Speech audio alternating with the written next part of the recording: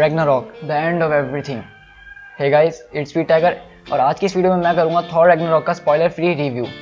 अगर आप Thor Ragnarok को देखेंगे तो आप सिंपली ये कहेंगे कि ये एमसीयू की अब तक की सबसे ज़बरदस्त मूवी में से एक मूवी है। मेरी ये टॉप 5 एमसीयू की फेवरेट मूवीज़ की लिस्ट में आ चुकी है क्योंकि ये मूवी है ही इतनी ज़बरदस्त। तो चलिए पहले हम इसकी ओवरऑल लुक की बात करते हैं। ओवरऑल लुक की बात करें तो सबसे पहला नाम आता है डायरेक्टर का, क्योंकि वो मूवी डायरेक्ट करते हैं। तो इस मूवी को डायरेक्ट किया है टाइका वाइटिटी ने और मैं ये कहूँगा कि उन्होंने इस मूवी को बहुत ज़्यादा कलरफुल बनाया है और इसमें काफ़ी अच्छे साउंड ट्रैक्स भी डाले हैं जो कि हर सीन के साथ बखूबी मैच कर रहे हैं। और मैं ये भी कहूँगा कि इस मूवी के लिए उन्होंने गार्डियन ऑफ द गैलेक्सी से कुछ इंस्पिरेशन तो ज़रूर ली होगी, क्योंकि इस मूवी को आप देखेंगे तो आपको गार्डियन ऑफ द गैलेक्सी की दोनों पार्ट्स की याद ज़रूर आएगी। उसके अलावा इस मूवी की स्टोरी देखी जाए तो वो बहुत माइंड ब्लोइंग थी। और जैसा कि हमें पता है कि थॉर रैग्नारॉक जो है दो कॉमिक बुक स्टोरीज का मिक्सचर है। जो एक है रैग्नारॉक स्टोरी जो कि थॉर की स्टोरी है और दूसरी है प्लैनेट हल्क स्टोरी जो कि एक हल्क की स्टोरी है जिसमें हम प्लैनेट सकार को देखेंगे। तो हमने इसमें भी दोनों स्टोरी को अच्छे से मिक्सअप होते हुए देखा और हमें ऐसा बिल्कुल भी नहीं लगा कि ये स्टोरी दोनों उन्होंने एक साथ गलत चला दी। हमें लग रहा था कि ये दोनों स्टोरी बिल्कुल एक दूसरे के लिए बनी है। और अगर हम सकार प्लैनेट की बात करें तो उन्होंने सकार प्लैनेट के इतने अच्छे विजुअल इफेक्ट्स बनाए कि अगर आप इसको एक बार देखेंगे तो आपको दिल चाहेगा कि आप बार बार उस प्लैनेट को देखते रहें। और उसके कुछ और उस मूवीज़ में से बहुत सारे सीन तो ऐसे हैं कि आपको दिल चाहेगा कि मैं इसका यहीं पे स्क्रीनशॉट लेके अपना वॉलपेपर बना दूँ। सो गाइस, ये तो हो गई हमारी ओवरऑल मूवी के ऊपर। अब हम बात करते हैं अपनी कास्ट के ऊपर जिन्होंने सबसे ज़्यादा मेहनत करी है इस मूवी को यहाँ तक पहुँचाने के लिए।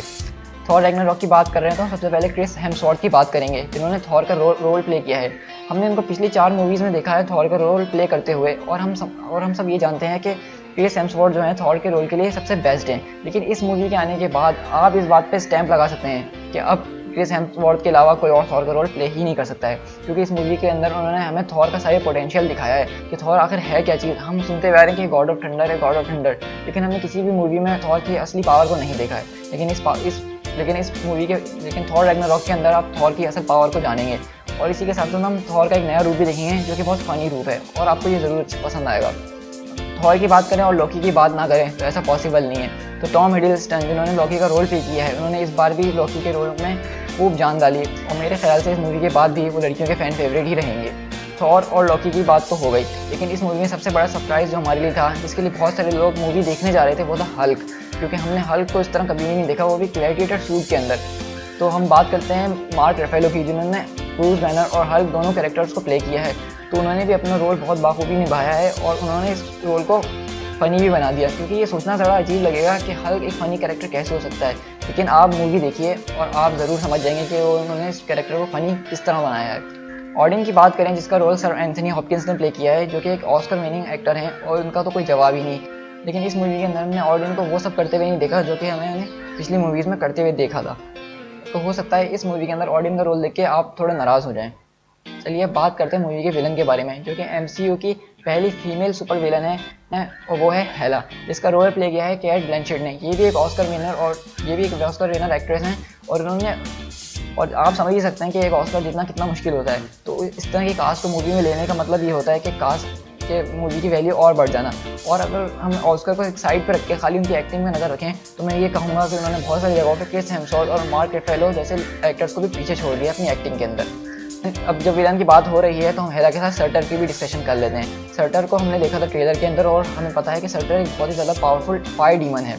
तो इस मूवी के अंदर हमने सर्टर को वो सब कुछ करते हुए देखा जो उसे करना चाहिए था, लेकिन इस मूवी में सर्टर का रोल इतना नहीं था जितना हमें लग रहा था, लेकिन जितना भी उसका रोल था वो बहुत दिल दहलाने वाला था। चलिए बात करते हैं हेमडाल की, जिसका रोल इड्रिस एल्बा ने प्ले किया है और हमने हेमडाल को आज तक ज़बरदस्त तरीके से उनका रोल प्ले करते हुए देखा है। इस मूवी में भी उन्होंने अपना रोल प्ले किया है, लेकिन उस स्टाइल में नहीं जिस तरह से उन्होंने अपनी पिछली लास्ट 2 मूवीज़ में किया था, बल्कि इस मूवी के अंदर उनका रोल कुछ अलग था। ट्रेलर में हमने हल्क के साथ साथ प्लैनेट सकार पे 2 लोग और देखे थे, जिसमें एक वैल्किरी थी और ग्रैंड मास्टर। पहले बात करते हैं ग्रैंड मास्टर की। ग्रैंड मास्टर का रोल प्ले किया है जेफ गोल्डब्लम ने, जो कि कॉमेडी एक्टर के नाम से ज़्यादा जाने जाते हैं। तो लोगों को ये सुनने में अजीब लग रहा था कि ऐसे कैरेक्टर से इतने सीरियस एक्टर, यानी कि जो कि ग्रैंड मास्टर है वो एक यूनिवर्स का एल्डर है, तो उसका रोल कैसे प्ले करवा सकते हैं। लेकिन हमें इस मूवी देखने के बाद पता चला कि ग्रैंड मास्टर क्या क्या कर सकते हैं और मैं यकीन से कह सकता हूँ कि ग्रैंड मास्टर का रोल आपको बहुत इंटरेस्टिंग लगेगा। बात करते हैं वैल्किरी की, जिसका रोल टेसा थॉम्सन ने प्ले किया है। आज से पहले नॉन कॉमिक बुक फैंस वैल्किरी के बारे में बिल्कुल भी नहीं जानते थे, तो इनको वैल्किरी का कैरेक्टर तो स्ट्रॉन्ग बनाना ही था ताकि लोग उसको आगे तक याद रख सकें। और मैं कहूँगा कि टेसा थॉम्सन की एक्टिंग की वजह से लोग वैल्किरी को आगे भी याद रखेंगे। हमने मूवी में स्कर्ज को भी देखा जिसका रोल कार्ल अर्बन ने प्ले किया है और इन्होंने भी अपना रोल काफ़ी अच्छे से प्ले करा, लेकिन स्कर्ज का रोल इतना ही था जितना उनका रोल होना चाहिए था। मूवी में हमने दो और नए कैरेक्टर इंट्रोड्यूस होते हुए देखे हैं जो कि हमें बहुत बार नजर आए। इसमें एक कॉर्क और मीक, ये दोनों कैरेक्टर जो हैं प्लैनेट हल्क से लिए गए हैं। अगर आपने comic book series planet Hulk पढ़ी है तो आपको पता होगा ये दोनों कौन है। अगर आपने नहीं भी पढ़ी तो फिक्र नहीं करिए, मैं नीचे डिस्क्रिप्शन में प्लैनेट हल्क सीरीज की लिंक डाल दूंगा, तो आप चाहें तो मेरे चैनल पर जाके प्लैनेट हल्क सीरीज भी देख सकते हैं। तो बात करते हैं कॉर्क की, जिसके डायलॉग और मोशन कैप्चर जो है खुद टाइका वाइटिटी ने किए हैं, जो कि फिल्म के डायरेक्टर हैं। तो मैं आपको ये भी बता चलूँ कि कॉर्क एक बहुत ज़्यादा इंटरेस्टिंग कैरेक्टर है और मूवी का सबसे ज़्यादा फनी कैरेक्टर भी है, और टाइका वाइटिटी ने इस रोल को एक अलग ही नया रूप दे दिया है। ये तो हुई हमारी कास्ट डिस्कशन। अब बात करते हैं मूवी में क्या चीज़ें ज़बरदस्त थी। जैसे कि मैंने आपको बताया कि मूवी की कलरिंग बहुत ज़बरदस्त थी, कलर ग्रेडिंग बहुत ज़बरदस्त थी। आप जैसे कि हमने पिछली मूवी देखी जैसे सिविल वॉर वगैरह, उसके अंदर कलर ग्रेडिंग उन्होंने बहुत डाउन की हुई थी, लेकिन इस मूवी के अंदर आपको जो है खासतौर पर प्लैनेट सकार की जो एनिमेशंस थी वो आपके सामने उभर कर आ रही थी और आपका बार दिल चाह रहा है कि आप उसको देखते रहें। और इस मूवी के अंदर साउंड ट्रैक्स जो हैं बहुत ही ज़बरदस्त किस्म के डाले हुए हैं और बिल्कुल सही जगह फिट किए हैं। जहाँ पे हमें लग रहा था कि यहाँ एक्शन के साथ एक्शन म्यूजिक होना चाहिए और वहीं पे उन्होंने वो एक्शन म्यूजिक डाला है, जिससे फैंस की एक्साइटमेंट और बढ़ गई। इस मूवी के अंदर सारे साउंड ट्रैक्स बहुत ज़बरदस्त थे, लेकिन एक साउंड ट्रैक था जो कि है एलईडी ज़ेपलिन का इमिग्रेंट सॉन्ग, जो कि इस मूवी के अंदर बहुत अच्छे से शूट किया और बहुत ज़बरदस्त लगा। और इस मूवी में CGI और विजुअल इफेक्ट्स बहुत ज़बरदस्त है। हमने हल्क को एक नई तरह की CGI में देखा और वो हमें बहुत अच्छा लगा। आप देखेंगे कि हल्क आपको थोड़ा कूल लग रहा है ना, जो पहले जैसा हल्का खड़ूस रहने वाला। अब हल्क जो है मजाक करता है और अब हल्क जो है वो बोल भी सकता है। अगर रेटिंग की बात करें तो IMDb ने इसको 10 में से 8.2 रेटिंग दी है। रोटेन टोमेटोज ने 96% दी है, जो कि इस साल की सबसे ज़्यादा हाईएस्ट रेटिंग है किसी भी सुपर हीरो मूवी के लिए। और मेरी नज़र में ये मूवी बहुत ही ज़बरदस्त थी, तो मैं इसको रेट करूँगा 10 आउट ऑफ 9.8। 0.2 मैंने इसलिए छोड़ दी क्योंकि हर मूवी में कुछ ना कुछ कमी ज़रूर होती है, हर मूवी बिल्कुल परफेक्ट नहीं होती। तो वो मूवी लेकिन मैं ये कहूँगा कि मार्वल सिनेमैटिक यूनिवर्स में इस साल की कम से कम सबसे ज़बरदस्त मूवी ये रही है। मैं ओवरऑल मूवी की बात नहीं करूँगा क्योंकि इसमें फिर अवेंजर्स और सिविल वॉर जैसी बड़ी मूवीज़ भी आएंगी जिसकी कास्ट इनसे भी बड़ी है, तो इसलिए इसको डायरेक्ट उनके साथ कंपेयर करना ये जस्टिस नहीं रहेगा, क्योंकि उसमें बहुत सारे कैरेक्टर्स हैं, उन्होंने भी अपना फुल पोटेंशियल दिया है। लेकिन बात करें खाली इस मूवी, तो ये मेरी MCU की टॉप 5 फेवरेट मूवीज़ के अंदर शामिल हो गई। अगर आपने ये मूवी अभी तक नहीं देखी है तो मैं आपको कुछ रीज़न देता हूँ ताकि आप ये मूवी जाके देखें। पहली बात तो ये है कि जब थॉर रैग्नारोक अनाउंस हुई थी और हमें पता चलता हल्क इसके अंदर है, सब फैंस जो थे इस मूवी का बेसब्री से इंतजार कर रहे थे, क्योंकि MCU के अंदर कुछ पिछले सालों में कुछ ऐसी मिस्ट्रीज गुजरी हैं जिनका सारे आंसर्स हमें थॉर रैग्नारोक में मिलने वाले थे, इसलिए सारे फैंस इस मूवी का बेसब्री से इंतजार कर रहे थे।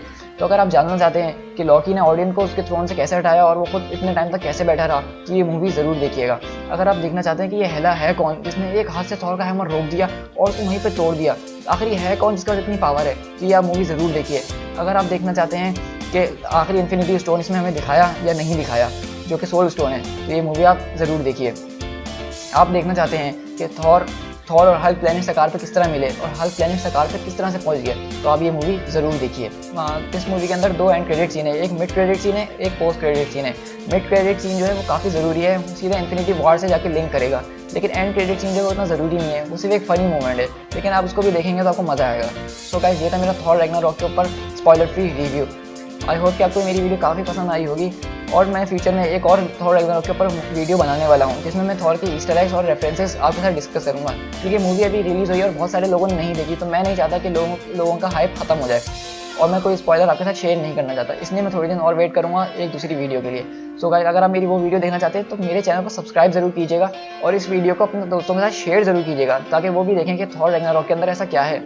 सो गाइस, मिलते हैं अपनी नेक्स्ट वीडियो में। Till then, thank you so much.